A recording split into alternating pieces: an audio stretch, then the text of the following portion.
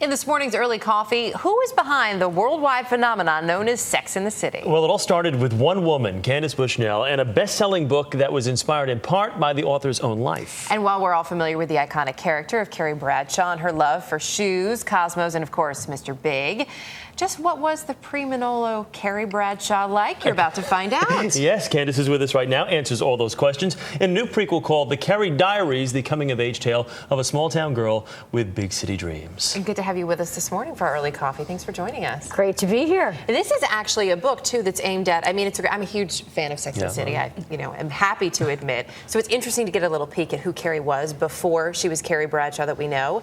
But this is a book that's really aimed more at teens in a lot of ways and young adults. Well, it's technically young adult. It's 14 and up, but of course it has to stand on its own because if you're 14, chances are you haven't watched the, Yes, maybe you should not be watching. And maybe you should not be watching every episode at least of Sex and the City by the age of 14. But it's also for fans of Sex and the City, and interestingly, it seems to be a mother-daughter book, where I've had so many friends who are my age who read it and gave it to their daughters, or else their daughters read it and gave it to their mothers, that seems to be a pretty big Sex and the City phenomenon, because whenever I do readings, I always would have mothers and daughters in the audience. And in the audience, and mothers and daughters would say, this is something that we can bond over, Sex and the City, and now the Carrie Diaries. Do you ever sit back and say, I cannot believe the phenomenon that this has caused? Whether you're in Times Square and you see these huge billboards, I mean, the movies, the books, everything. I mean, this was your idea, and then it took off, and now it is gigantic. I have an occasional moment. After the premiere, I was running down the street to get a taxi, and I was like, whoa, this is pretty cool. And I was running in my high heels, Much which like of Carrie course, would. like Carrie would, although I don't normally do that. I, wear the flattest shoes I can, flip-flops and that sort of thing. But every once in a while it hits me. But then I usually get a call from my editor. We'll say, we need some new chapters of the next book. So I'm pretty down to earth. When you started it all, did you ever think that there would be that much interest in these characters? That it would, it's really, because it's a cult phenomenon. When I started writing it, it started as a column in the New York Observer, and it actually took off right away. And I always felt like it was my big break. I was single, I was 34, hadn't met the right guy.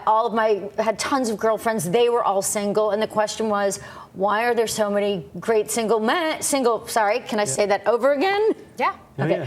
And the question was, why are there so many great single women and no great single men to marry them? So that was really the beginning of, a look at mating and dating rituals. And so you have the Mr. Bigs and the toxic bachelors and all of that. But the column was of enormous interest from the beginning. And in fact, I think I had 3 movie companies that I flew out to LA and went to the commissary, which of course I had never done, and I thought, oh wow, this is so cool. Being courted by all the major studios. Courted Quite an and experience. HBO was interested and ABC was interested, so there was a huge amount of interest from the beginning.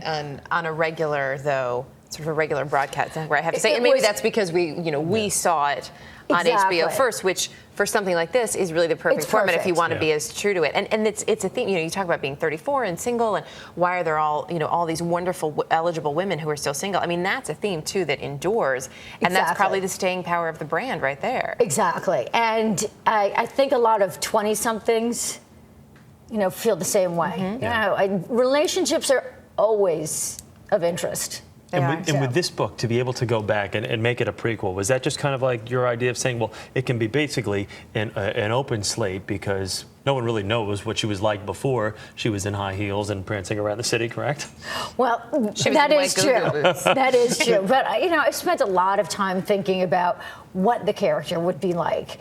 To bring her to New York and up to where, we first meet her when she's in her 30s, single in New York City. So how she goes from 17 to that point. But Right, from 17 to there's there a a lot fair amount of you in there? I mean, or I should say, how much of you is in the Carrie Bradshaw that we're meeting in her senior year of high school in the Carrie Diaries?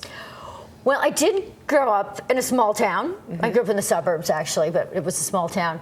So I think I got that part right. And that's where it is. and then we're done. This is all creative liberties. And then, of course, I always knew that I wanted to be a writer from the age of 8. So, all of my writing angst, I put into the character. But there's actually nothing that happened to her that happened to me. And then there's the next Carrie Diaries, which comes out next year. That's about her first summer in New York City. In New York. So I'm really intrigued, I have to say. It's interesting because, I love that idea of you go from, small town girl, you're green, you don't know anything about New York City. And I'm sure we all remember our first month here, our first 2 months, the things that you see, the people, you can't believe these things actually exist. And that nobody looks twice at them on the street. Exactly, exactly. The crazy cab drivers and, everything. So it's exciting. I mean, I remember I went into Tiffany's and they just gave me really dirty looks.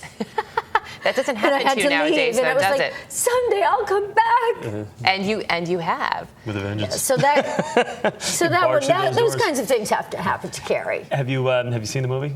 I have. In your thoughts, I shouldn't say I thought it was so much fun. Yeah. Some really great laughs, and everybody I know who's gone to see it they love it. But did you ever walk out and say, well, I would have done things a little bit differently? I would have maybe. I guess because I worked on the first 2 seasons of Sex and the City, and then I had Lipstick Jungle, and now the movies. You hire great people, and you just. And they do their thing, and it's fantastic. Is it ever tough, though, to let go? Because you did work on the first 2 seasons, because you created this. Is it ever tough to say? I think people always ask me that question, and I'm always surprised, actually, by it. I guess it's because my first book was made into the series, and I guess I always felt so close to it at the beginning that I never. You didn't feel like someone had taken your idea and exploited it, or it. And I also, there's such different mediums, and for me, I know I've written scripts, and I've been a producer. For me, what I love to do is to write novels. So I'm very clear about that's what I do, and so I'm incredibly grateful that there are people who want to be on the set for 15 hours and trip over cables and that kind of thing. That's just not me. Yeah. So I'm just so thrilled. Well, it seems to it's working out well for all involved, for you with writing novels and all those folks who have been able to spend those 15 hours on set. I think it's worked out pretty well for them, too. And those groups of 10 to 15 women that we're all going to see the movie. Exactly. Get dressed up, go to the Cineplex. Absolutely, have a lot of people have it. Thank you. Great to have you with us this morning. Thanks, Candace, guys. Good to see you. All right, and you can see more of our interview with Candace on our website, earlyshow.cbsnews.com/Saturday. We'll be right back. This is The Early Show here on CBS. A lot happens early on The Early Show, weekday mornings on CBS.